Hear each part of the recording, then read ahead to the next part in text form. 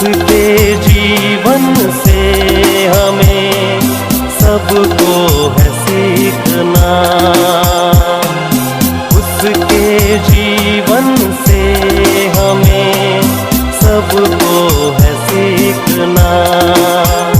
नम्रता से रहना यीशु ने कहा, अपने आप को छोटा कर यीशु ने कहा। सभी को जय मसीह की। आज हम देखेंगे मत्ती 5:5। इसमें लिखा है, धन्य है वे जो नम्र हैं क्योंकि पृथ्वी के अधिकारी होंगे। धन्य है वे जो नम्र हैं क्योंकि वे पृथ्वी के अधिकारी होंगे। इससे पिछले 2 वीडियो में हमने देखा है, जिसमें मैंने डिसाइड किया था कि मैं धन्य वचन का एक स्टडी करूं और फिर उसके लिए उसका वीडियो बनाकर लोगों को शेयर करूं। तो उसमें से मैं 2 वीडियो को शेयर कर चुकी हूँ और ये तीसरा वीडियो है जो मैं बना रही हूँ। तो पिछले 2 वीडियो में मैंने बताया कि धन्य है वे जो मन के दीन है क्योंकि स्वर्ग का राज उन्हीं का है। धन्य है वे जो शोक करते हैं क्योंकि वे शांति पाएंगे। तो आज ये तीसरा वीडियो है जिसके अंदर मैं बताऊंगी कि हमें किस तरीके से नम्र होना है और किस तरह की पृथ्वी के अधिकारी हम होंगे, उसके बारे में हम लोग बात करेंगे डिटेल में। तो सबसे पहला पॉइंट हम देखेंगे कि धन्य है वे जो मन के नम्र हैं, मन से नम्र हैं क्योंकि वे पृथ्वी के अधिकारी होंगे। तो नम्र होने के लिए हमें किन किन चीजों का सामना करना पड़ेगा, हमें उस चीज को हम देखेंगे थोड़ा डिटेल में। सबसे पहले जो पॉइंट मैं बोलना चाहूंगी वो ये है कि संसार हमें क्या सिखाता है नम्र होने के बारे में। यीशु मसीह की जो शिक्षा है हमेशा संसार के बिल्कुल विपरीत होती है। तो पहले हम देखेंगे कि संसार हमें क्या सिखाता है नम्र होने के बारे में। पृथ्वी के अधिकारी होने के लिए हमें क्या करना चाहिए, बहुत ज्यादा पैसे कमाने चाहिए, प्रसिद्ध हो जाना चाहिए, गर्व करना चाहिए, हमें आगे बढ़ते रहना चाहिए हमें, और मजबूत हो जाना चाहिए हमें। लेकिन यीशु मसीह की जो शिक्षा है वो संसार की शिक्षा से बिल्कुल अलग है। यीशु मसीह जो सिखाते हैं वो बिल्कुल संसार की शिक्षा से अलग है। वो कहते हैं नम्र बनो क्योंकि तुम पृथ्वी के अधिकारी होगे। और संसार क्या कहता है कि पैसा कमाओ और गर्व करो और आगे बढ़ते रहो और प्रसिद्ध हो जाओ, मजबूत हो जाओ, ये बताया जाता है। मजबूत होना मतलब किया जाता है स्ट्रांग बनो, कमजोर मत बनो, स्ट्रांग बनो, बी स्ट्रांग। लेकिन यीशु मसीह क्या कहते हैं कि नम्र बनो क्योंकि नम्र ही लोग हैं पृथ्वी के अधिकारी होंगे। यीशु मसीह की जो शिक्षा है वो संसार जो है समझ नहीं सकता। कौन समझ सकता है? ये सिर्फ एक आत्मिक व्यक्ति ही समझ सकता है जो परमेश्वर के वचनों के आधार पर चलना चाहता है या जो बुराई से दूर रहना चाहता है। सिर्फ वही इंसान जो है इन बातों को समझ पाएगा, बाकी लोग इन बातों को नहीं समझ पाएंगे। तो आत्मिक समझ सकता है इंसान जो मसीह है, या फिर वो इंसान जो बुराई से बचकर सही रास्ते पर चलना चाहता है, वो उसकी ख्वाहिश है। किन लोगों के सामने नम्र होना है? तो पिछले जो वीडियो में हम लोगों ने देखा था, जो पिछले जो वीडियो में मैंने बोला था कि धन्य है वे जो मन के दीन है क्योंकि वो स्वर्ग का राज उन्हीं का है। तो दीन हमें किसके सामने होना है? परमेश्वर के सामने होना है। दीन का मतलब क्या बताया था मैंने उसमें? खाली करना। जिस भी चीज में हम अपने आप को बहुत ही शक्तिशाली मजबूत समझते हैं, उन सारी चीजों में परमेश्वर के आगे अपने आप को बिल्कुल खाली कर देना है कि we are zero in front of almighty Jesus. नम्र होने का जो असली अर्थ है वो हमें परमेश्वर के सामने तो होना ही होना है, साथ ही साथ हमें मनुष्य के सामने नम्र होना है। किसके सामने हमें नम्र होना है? मनुष्य के सामने। ये जो टास्क है थोड़ा मुश्किल है। परमेश्वर के सामने बंद कमरे में प्रार्थना करना, वचन पढ़ना और नम्र होना बहुत आसान बात है, लेकिन अच्छे इंसान के सामने नम्र होना बहुत आसान बात है। लेकिन बुरे इंसान के सामने भी नम्रता वाला स्वभाव दिखाना ये बहुत मुश्किल है। जो कहता है कि तुम पापी हो तो हम आराम से एक्सेप्ट कर लेते हैं, लेकिन जब मनुष्य हमारे अंदर कोई गलती बताता है या पड़ोसी हमारे अंदर कहता है कि आपके अंदर ये कमी है, वो कमी है, आपने ये पाप करा है, आत्मिक व्यक्ति जो है वो कहेगा कि आपने ये पाप करा है, आपने वो पाप करा है, ठीक है। और जो आत्मिकता नहीं जान सकते वो हमें बताएंगे कि हमारे अंदर ये कमी है, वो कमी है, और हम उसको एक्सेप्ट नहीं कर पाएंगे। तो यानी कि हम परमेश्वर के सामने होंगे नम्र, लेकिन हम मनुष्य के सामने नम्र नहीं है। तो दूसरे पॉइंट में मैं यही कहना चाहूंगी कि हमें किसके सामने नम्र होना है? मनुष्य के सामने नम्र होना है। ये थोड़ा मुश्किल टास्क है, ये हमें करना है। तीसरा, तीसरे पॉइंट पे मैं कहना नम्रता का अर्थ किससे सीखना है, इसके लिए हम देखेंगे मत्ती 11:29। मसीह कहते हैं कि मेरा जुआ अपने ऊपर उठा लो, मुझसे सीखो क्योंकि मैं नम्र हूँ और मन का दीन हूँ, तुम अपने मन में विश्राम पाओगे। तो यीशु मसीह नम्र है और दीन है, मतलब वास्तव में यदि कोई नम्र है तो कौन है वो, यदि वास्तव में कोई नम्र है तो वो कौन है, यीशु मसीह है। तो हमें यीशु मसीह के साथ सीखने की जरूरत है कि कैसे नम्र हमें बनना है, क्योंकि वास्तव में यदि कोई नम्र और दीन है वो यीशु मसीह है। मैं कहना चाहती हूँ ये जो नम्रता वाला जो बात है कि हमें नम्र बनना है, ये कोई प्राकृतिक गुण नहीं है, ये आत्मिक गुण है और ये आत्मा के फलों में से भी एक है। कहाँ पढ़ेंगे हम, गलातियों 5:23 में। मैं पढ़कर सुनाना चाहूंगी आपको। 23 में सबसे पहले जो वर्ड है वो नम्रता पहले ही दिया गया है, तो आत्मा के फलों में से भी एक है, ये आत्मिक गुण है। नम्र होना आत्मिक गुण है। और हम पढ़ेंगे यूहन्ना 3:3 और 3:5। यदि कोई नए सिरे से ना जन्मे तो वो स्वर्ग का राज्य को नहीं देख सकता। कहाँ लिखा है, यूहन्ना 3:3। तो हमें नए सिरे से जन्म लेना है कि राज्य में प्रवेश करने के लिए। फिर 3:5 में लिखा है, जब तक कोई व्यक्ति जल और आत्मा से ना जन्मे तो नए स्वर्ग के राज्य में प्रवेश नहीं कर सकता। हमने यीशु मसीह को उद्धारकर्ता ग्रहण करने लगे, तभी से हमने पवित्र आत्मा का कार्य हमारे जीवन में होने लग जाता है। जल से बपतिस्मा क्या है, जल से जन्म लेना क्या है, बपतिस्मा है। ठीक है, जल से जन्म लेना क्या अर्थ है, बपतिस्मा लेना। और आत्मा मसीह को उद्धारकर्ता जब हम ग्रहण करते हैं तो आत्मिक रूप से हमारा जन्म हो जाता है, आत्मा में हमारा एक जन्म हो जाता है। तो कहेंगे कि नम्र होने के लिए हमें क्या करना चाहिए, कमजोर होना चाहिए, लेकिन ये सच नहीं है। ये क्या नहीं है, ये सच नहीं है। हमें कमजोर नहीं बनना, बल्कि जो व्यक्ति नम्र है वो आत्मिक रूप से ज्यादा मजबूत है, आत्मिक रूप से ज्यादा स्ट्रांग है। जो व्यक्ति नम्र है वो आत्मिक रूप से ज्यादा स्ट्रांग है। लेकिन लोग क्या कहेंगे कि जो नम्र है वो ज्यादा कमजोर है। नम्र परमेश्वर। चौथा पॉइंट हम देखेंगे कि हमें नम्र व्यक्ति कैसे बन सकते हैं, हम नम्र व्यक्ति कैसे बन सकते हैं। तो सबसे पहले वीडियो में मैंने बताया था दीनता के बारे में, फिर मैंने बताया शौक के बारे में।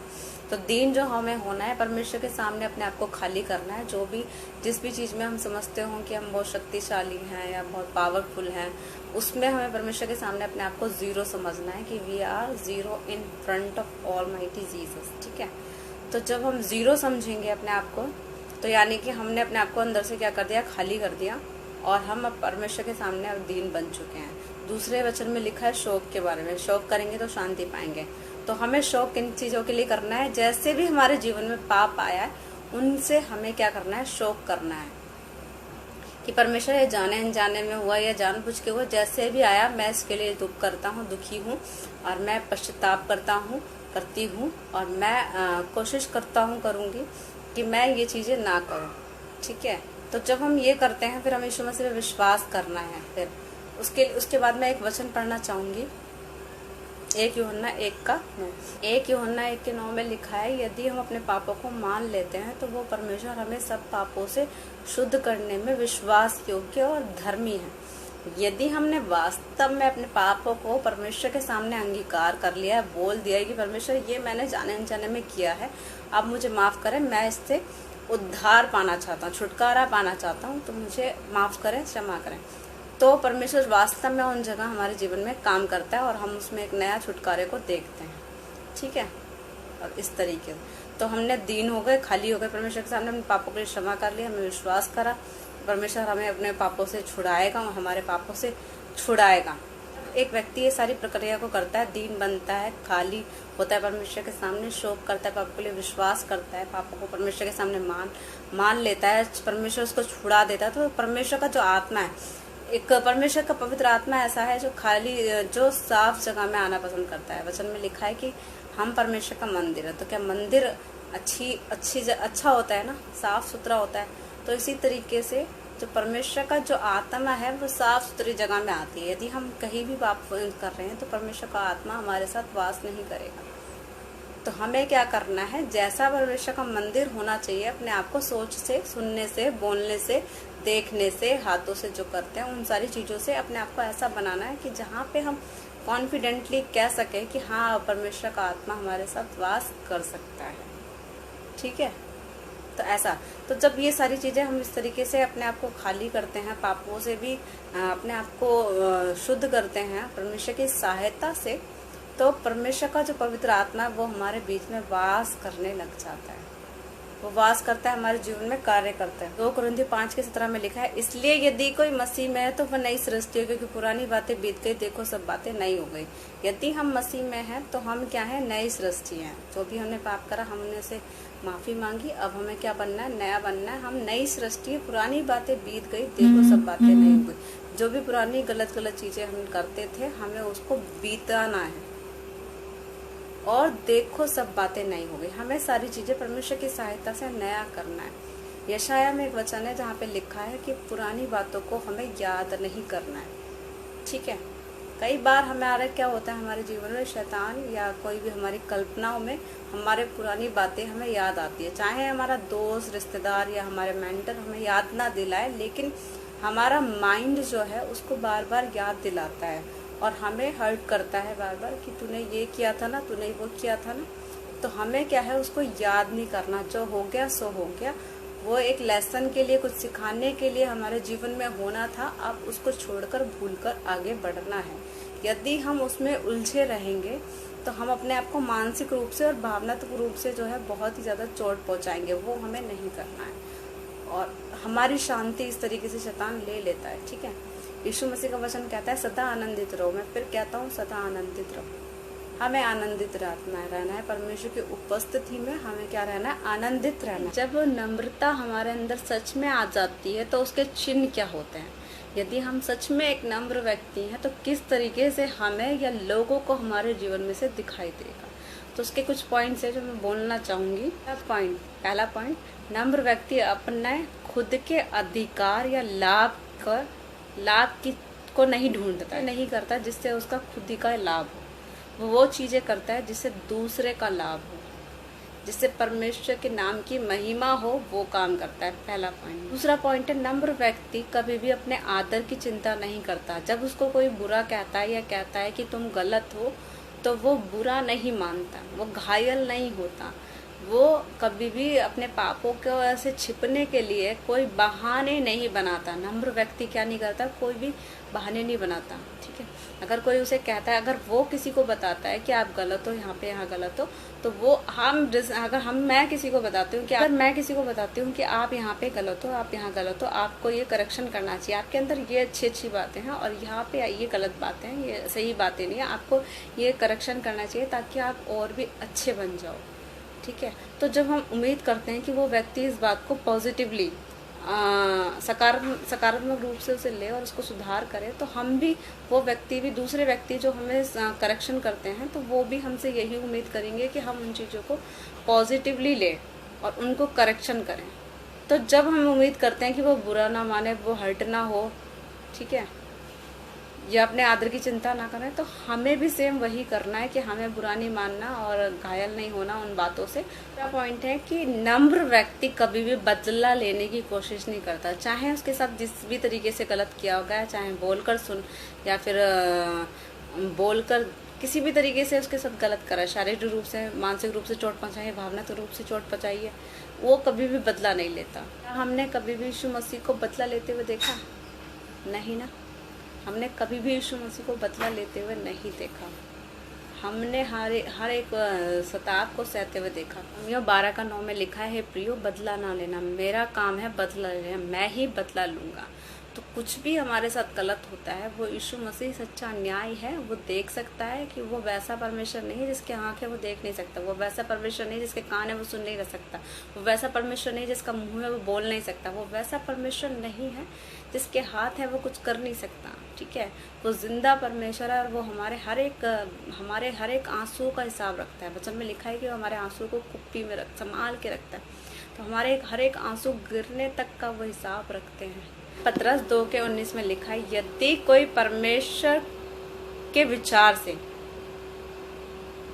कलेश सहता है, दुख उठाता है, तो ये सुहावना है। यदि हम परमेश्वर के काम करते हैं या विचार करते हैं या अच्छा सोचते हैं किसी का और फिर दुख उठाते हैं, कलेश सहते हैं, तो ये क्या है, सुहावना है। पत्रस 2:20 में लिखा है, यदि हमने अपराध करा फिर हमने घूसे खाए, हमने कुछ गलत किया था जिसके कारण हमें सजा दी गई, तो कौन सा बड़ा काम है। लेकिन यदि हम भलाई करके दुख उठाते हैं, हमने अच्छा करा, किसी का अच्छा करना चाहते हैं, अच्छा सोचा, अच्छे इंटेंशन से, अच्छे इरादे से किसी के साथ अच्छा किया, उसके बदले में हमें दुख मिल रहा है, किसी भी तरीके से हो सकता है, वो मानसिक रूप से, भावनात्मक रूप से, शारीरिक रूप से, तो ऐसे यदि हम दुख उठा रहे हैं तो ये जो है परमेश्वर को भाता है। 1 पत्रस 2:21 में लिखा है कि तुम इसीलिए बुलाए गए। किस लिए बुलाए गए? दुख उठाने के लिए। मसीह जीवन सकरा जीवन है, फूलों की सेज नहीं है, दुखों से भरा हुआ। ये मत सोचे कि हाँ सब कुछ फूलों की स्टेज पे हमें चलना है, बल्कि एक कांटों भरा है, ऐसा सोच लें। सब कुछ मुसीबतों वाला भी है। परमेश्वर की शांति अपरंपार है, ठीक है। परमेश्वर की जो शांति है, जो आनंद है, वो तो हमेशा उस दुख में भी रहेगा, लेकिन दुख भरा रास्ता है, ठीक है। तो तुम किस लिए बुलाएगा? दुख उठाने के लिए बुलाएगा, ठीक है। मसीह ने भी दुख उठाया और हमें क्या किया? एक आदर्श दे गया कि हमें उद्धार करने के लिए, हमारा उद्धार करने के लिए, प्रीति का और लाखों करोड़ों लोगों का उद्धार करने के लिए, जीवन देने के लिए क्रूस पे मारे गए, गाड़े गए, तीसरे दिन जी उठे। उन्होंने कुछ भी नहीं करा ऐसा जिसकी वजह से उन्हें क्रूस पे चढ़ाया जाए, ठीक है। ऐसा एक भी काम नहीं करा, एक भी ऐसा काम नहीं करा जिसकी वजह से उनको क्रूस पे चढ़ाया जाए, लेकिन हमारी वजह से उनको क्रूस पे चढ़ाया गया। और बदले में क्या मिला उनको? हमारे लिए अच्छा काम करा, हमें छुड़ाने के लिए स्वर्ग से पृथ्वी पर आए, मनुष्य बन गए, क्रूस की मृत्यु भी सह ली, सब कुछ अच्छा काम किया, और बदले में उनको क्या मिला? क्रूस की मृत्यु। अगर एक इंसान के रूप से सोचा जाए तो उन्होंने क्या सोचा होगा कि मैंने प्रीति के लिए, लाखों करोड़ों लोगों के लिए क्या है, अच्छा काम करा, जो शैतान के सताए हुए थे उनको छुड़ाता रहा, अच्छा करता रहा। लेकिन इन्हीं लोगों ने मुझे क्या कर दिया? झूठे इल्जाम में क्रूस पे चढ़ा दिया। वो पतरस भी साथ ना दे सका, उसने भी 3 बार यीशु मसीह का इनकार कर दिया, ठीक है।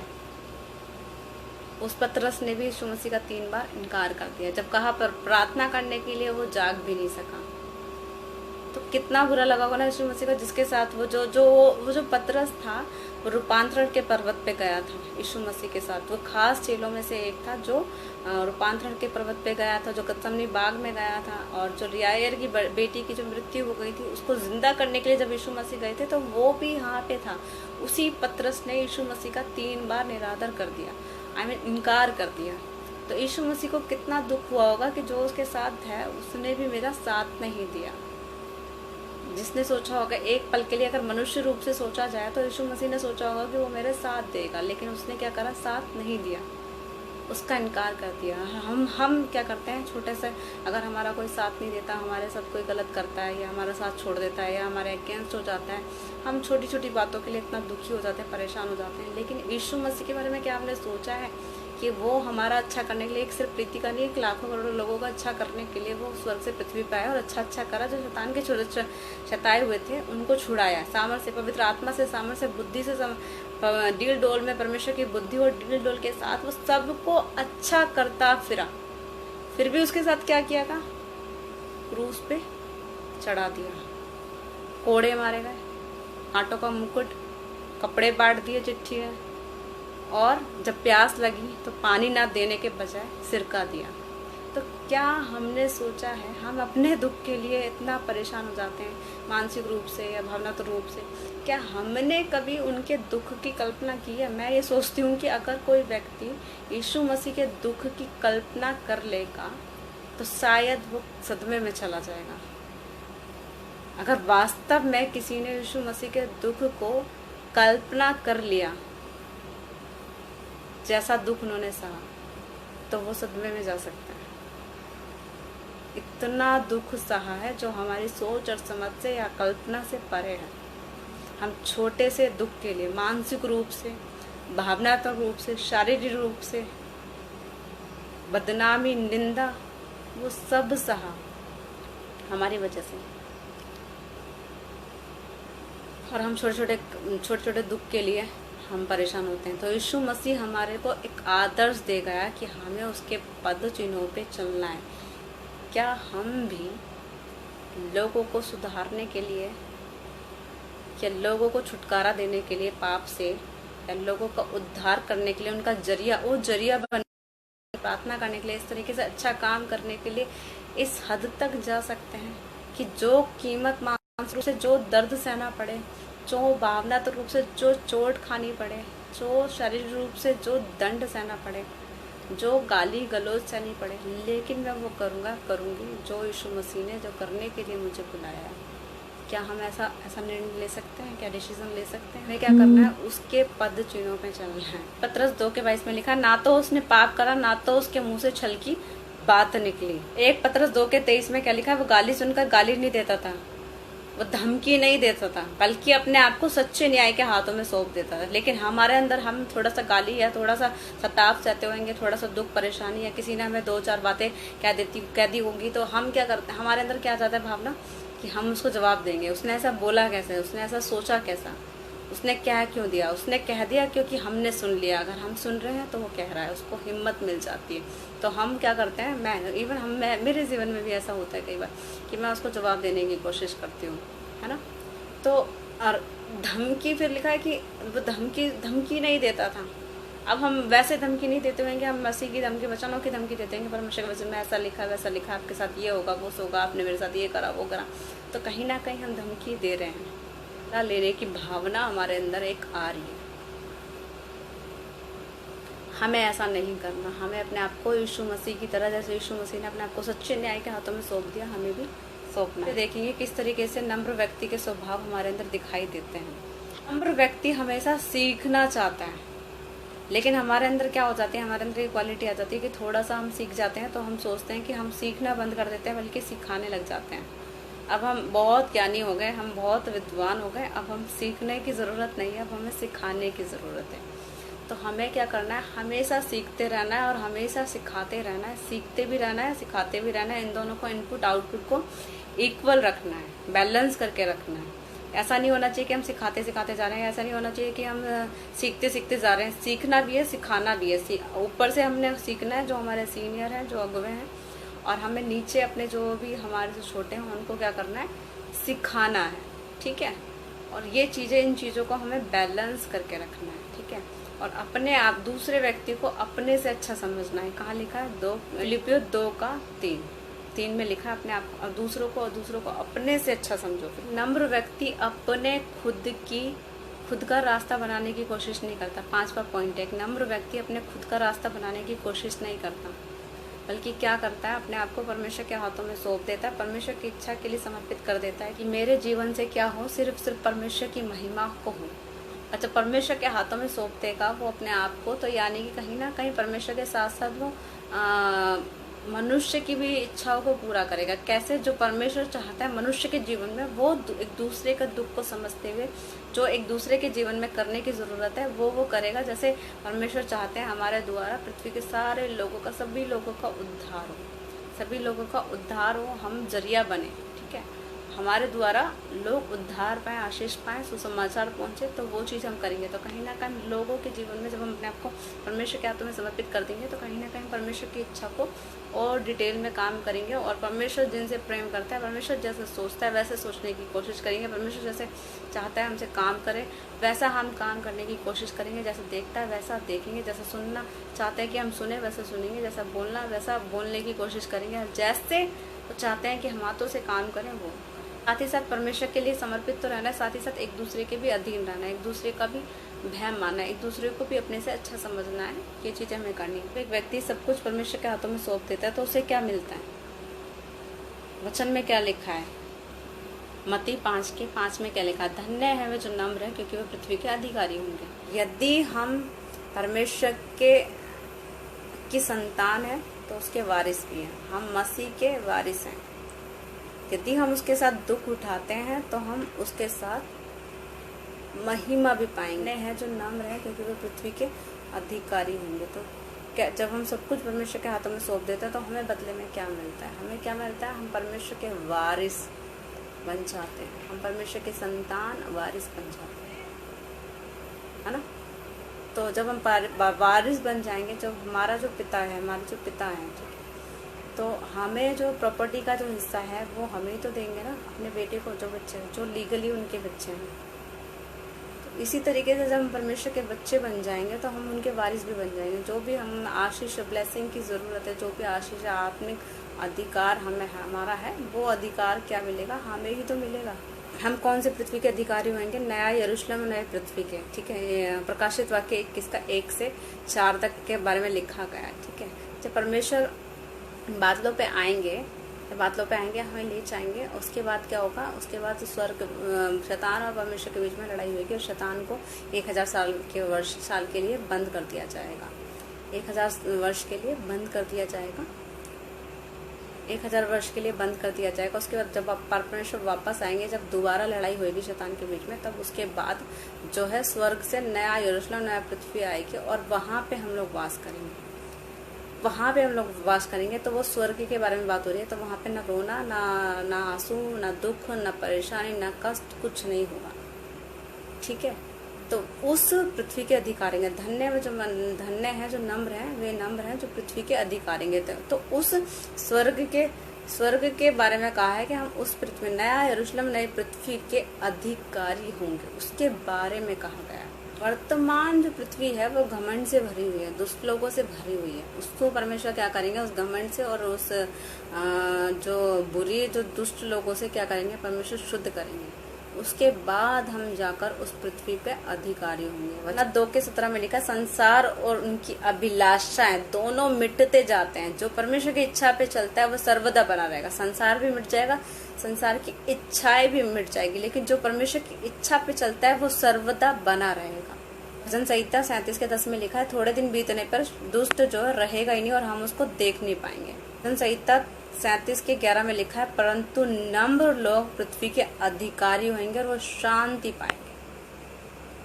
नम्र लोग कहेंगे पृथ्वी के अधिकारी होंगे। कौन से पृथ्वी के? नया यरूशलेम, नए पृथ्वी के बारे में बात हो रही है। उस पृथ्वी पे जो परमेश्वर, ये सारे कलेश या शैतान और यीशु मसीह की जो लड़ाई है वो सारी खत्म हो जाएगी। उसके बाद जब हम उसमें प्रवेश करेंगे, उसके बारे में बात की जा रही है। मत्ती 23 का 12, जो अपने आप को बड़ा बनाएगा वो छोटा किया जाएगा, जो छोटा बनाएगा वो बड़ा किया जाएगा। ठीक है, जो अपने आप को बड़ा समझता है वो छोटा हो जाएगा, जो छोटा समझता है वो परमेश्वर की दृष्टि में क्या हो जाएगा? बड़ा हो जाएगा। 5 के 5 में इसमें क्या लिखा? धन्य है जो नम्र है, क्योंकि वह पृथ्वी के अधिकारी हुए। किस तरीके से नम्र होना है मैंने बताया, और किस तरीके, कौन सी पृथ्वी के अधिकारी हुए वो मैं बता देती हूँ कि मैंने क्या बताया। यहाँ पे हमने देखा सबसे पहले कि संसार, नम्रता के बारे में संसार का क्या अर्थ है? संसार का अर्थ है कि शक्तिशाली होना, बुद्धिमान होना, गर्व होना और मजबूत होना। लेकिन यीशु मसीह की जो शिक्षा है संसार की शिक्षा से बिल्कुल अलग है। वो चाहते हैं कि हम नम्र बने। परमेश्वर के सामने तो नम्र बनना ही बनना है, बल्कि मनुष्य के सामने भी नम्र बनना है।